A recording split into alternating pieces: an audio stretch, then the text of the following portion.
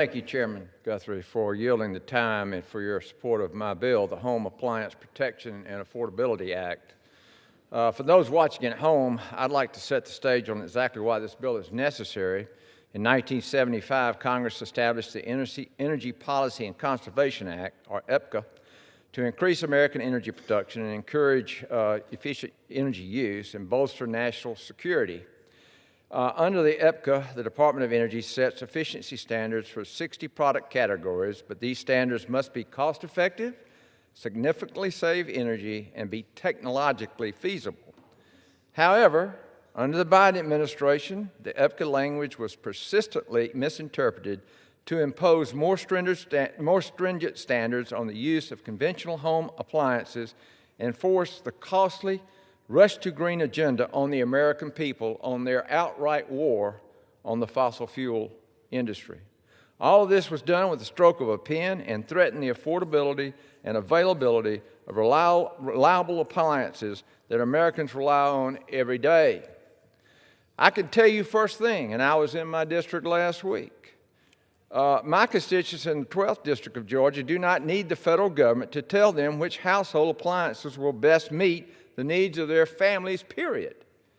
One example is I had a small business, and they have warehouses and whatnot that they rent, and the owner of that small business asked me, he said, I've got a 5-year-old HVAC unit, heating, ventilating, and air conditioning, and so I asked we had a problem with it, and the contractor came out, and he says, well, we got a little problem here. Your unit's 5 years old, and I can't get the part to fix it.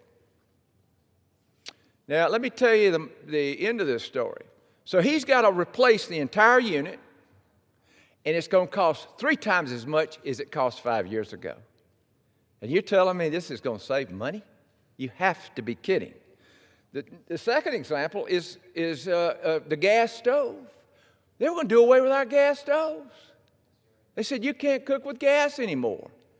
And there was such an uproar that we didn't hear about that anymore. And the third example, I got a little place up here, it's about 1,400 square feet. And the unit went out. And of course, it couldn't keep it warm anyway, because it's an electric heat pump mandated by this city. And I got a gas line right in front of my house, and I asked the contractor, I said, I want to put in gas heat like I've got back home in Georgia. And he said, you can't do it. And a heat pump will not work at below 32 degrees. Plus, you have an electric system totally when the heat pump shuts down. And, why are we running short of electricity? Because they aimed everything at electricity, and there was a war on our gas industry, fossil fuel industry. And that's the very industry that reduced our carbon footprint by 1,400 tons. The nearest nation to us is 200 tons. So they're trying to put the very people that put us in this position out of business. The Home Appliance Protection and Affordability Act is a necessary measure to prevent future administrations like the past one from issuing burdensome standards on household appliances that would drive up costs and reduce availability. It's that simple. Now, the naysayers of those who will vote in opposition to this bill today will stand here and tell you that this bill isn't necessary.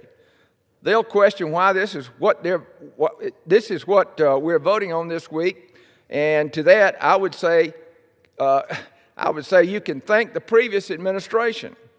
The egregious appliance standards, like those issued under President Biden's Department of Energy, have caused homeowners to spend 34% more on appliances than they did 15 years ago, while also having to replace them at a faster rate.